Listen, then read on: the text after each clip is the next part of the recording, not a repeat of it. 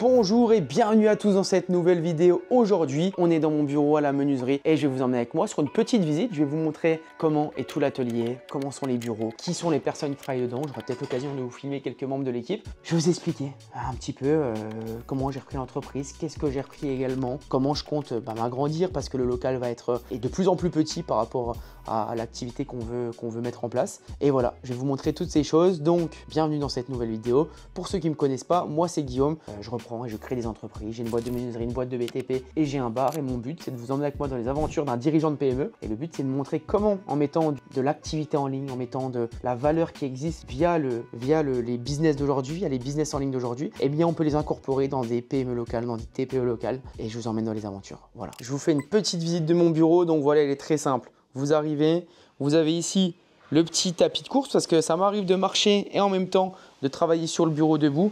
Bon, il y a la clim là, il faut que j'enlève, il ne fait plus assez chaud ici dans les Vosges. Donc là, moi j'aime bien mettre en général sur les murs les objectifs, ce qu'on a à voir, ce qui va se passer dans les prochains mois, les grands projets à venir, toutes ces choses-là. Je trouve ça que c'est hyper pertinent d'avoir tous ces éléments-là. Ensuite, derrière, eh bien, on a les objectifs qui vont être les objectifs trimestriels, voilà, ce qu'on veut accomplir selon les différents pôles, pôle commercial, pôle administratif, pôle production à l'usine. Donc voilà, le petit bureau. Moi j'aime bien les petites lumières tamisées, hein. Je suis quelqu'un de la team de lumière tamisée, vous le voyez. Donc voilà, bon, vous voyez, c'est pas le bureau le plus design du moment, mais moi ça me suffit, j'aime bien travailler ici. Et en tout cas, je me sens super bien. Ici, j'aime bien, ça c'est le petit truc que j'aime bien en plus. Je vais vous faire le focus là-dessus, mais regardez. Ça, quand j'ai racheté la menuiserie, eh ben, il y avait ça. Entreprise familiale, créée en 1947 par un savoir-faire traditionnel. Je ne sais pas si vous vous rendez compte, mais c'est exceptionnel de se dire ça, que ça a été créé en 1947. C'est comme si nous, demain, on vous fait une maison et il faut se dire, ce qui est fou, c'est dans 100 ans, eh ben, y a des gens qui vivront dans cette maison-là et ça sera des gens que vous ne connaîtrez pas. Et là, le monsieur qui a créé, donc monsieur Jean-Michel Perry, qui a créé cette société, il ne s'est jamais dit que purée, il y a un mec, il va me faire une vidéo sur YouTube, il va reprendre la société.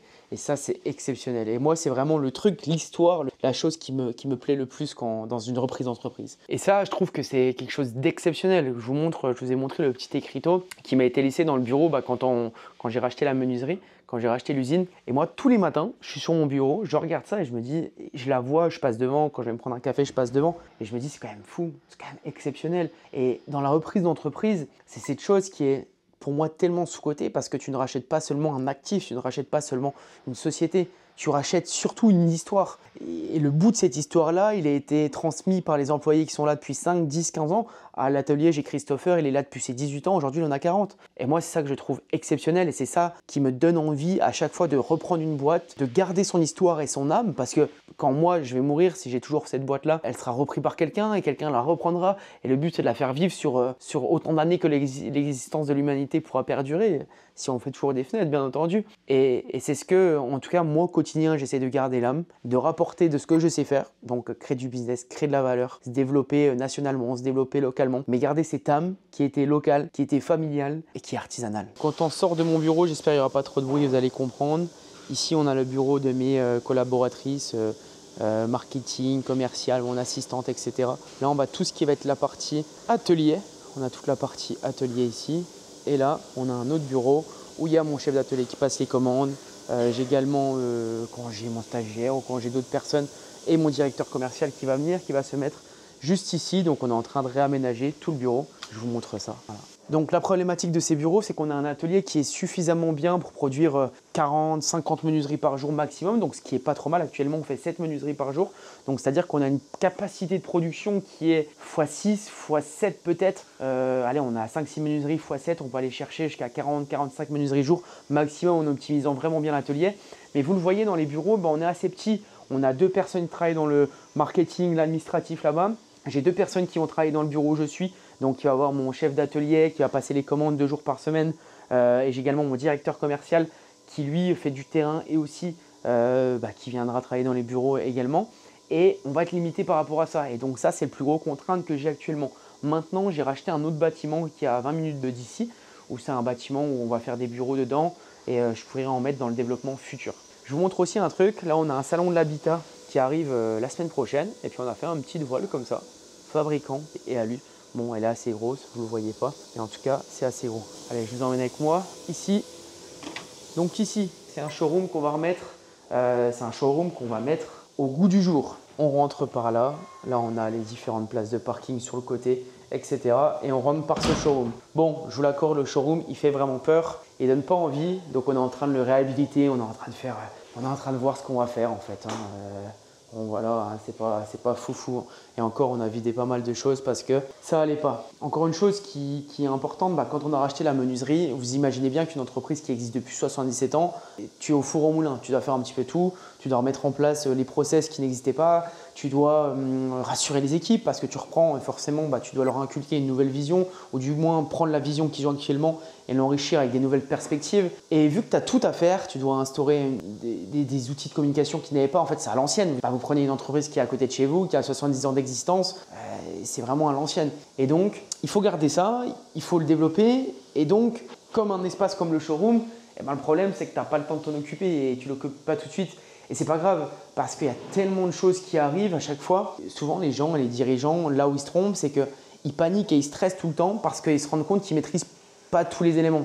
Et je ne peux pas tout maîtriser. Moi, je sais que quand les clients viennent là, je sais que voilà, c'est pas le meilleur showroom du monde. Je m'en fous. Je m'en fous. Le but, c'est pas d'avoir le meilleur showroom du monde et ça viendra. Mais je me pars du principe qu'on le fera, qu'on va le faire. Souvent, je dis à mes équipes une chose qui est pertinente, c'est lister vos tâches à forte valeur ajoutée. Il y a des tâches qui valent 10 euros, il y a des tâches qui valent 100 euros, il y a des tâches qui valent 1000 euros, il y a des tâches qui valent 10 000 euros.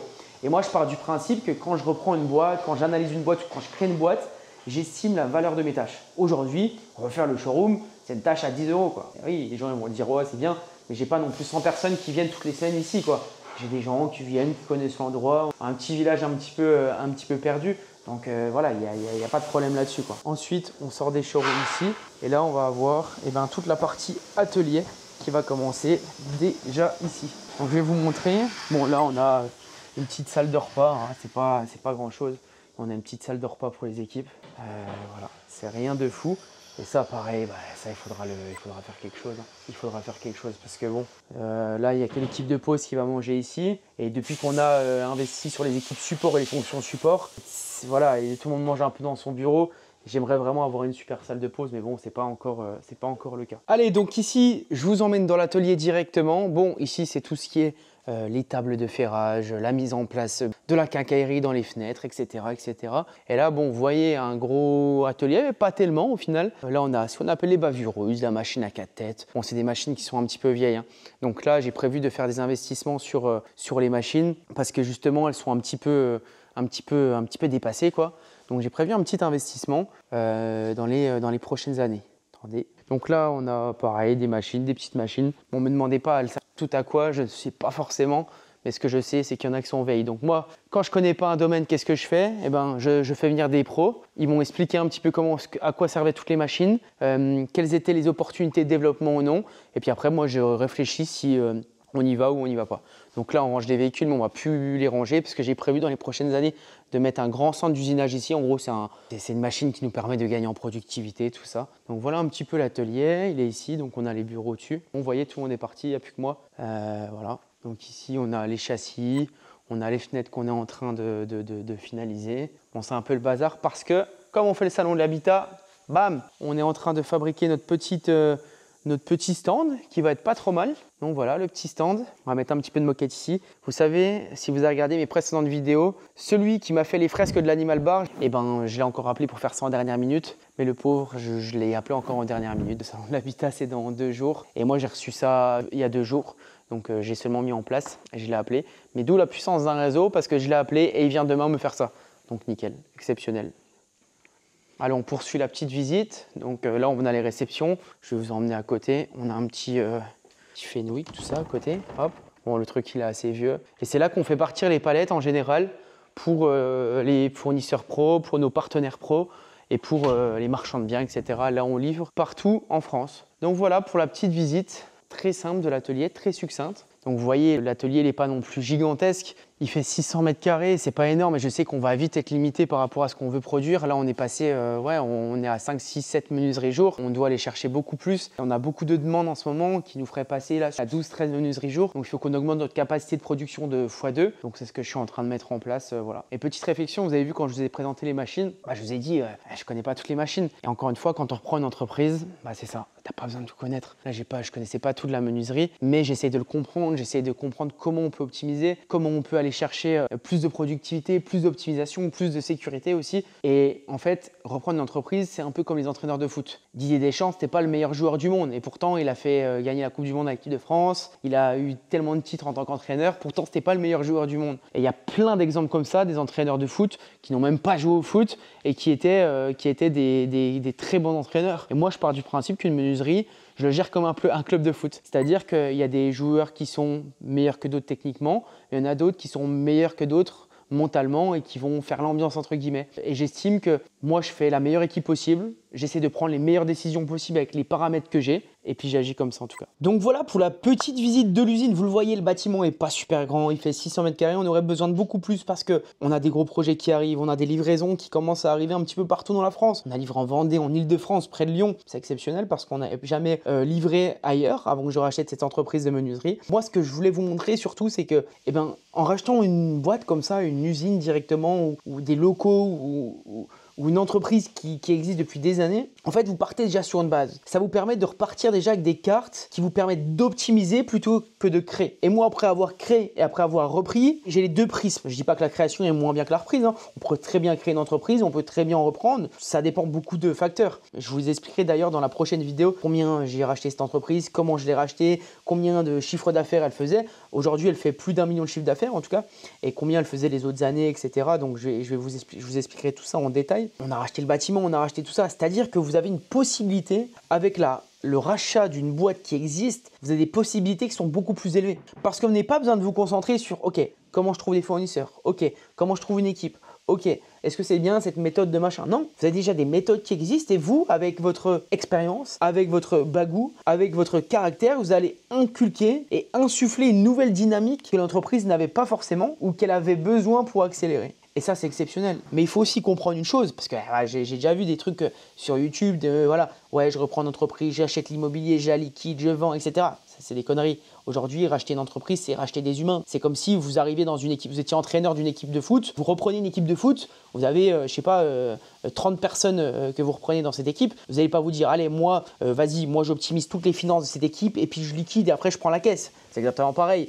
Tu ne rachètes pas une entreprise pour acheter que l'immobilier. Si tu as l'immobilier, c'est encore mieux, c'est une plus-value énorme. Moi, j'ai racheté le bâtiment en même temps que d'avoir racheté les parts et racheté l'actif de la société. Ceux qui disent, allez, j'achète, je bosse 1 heure par semaine dessus et après je m'en vais. Non, ça n'existe pas. Ça n'existe pas. D'ailleurs, je vais vous montrer tout ça dans cette seconde vidéo. Je vais vous expliquer quelle stratégie on met en place pour la développer. Mais si vous êtes intéressé par la reprise d'entreprise, j'ai fait un podcast avec Quentin Doulcier, qui est un ami à moi, qui a aussi des business physiques dans d'autres business sur le bowling, etc. Il a repris des entreprises pareilles.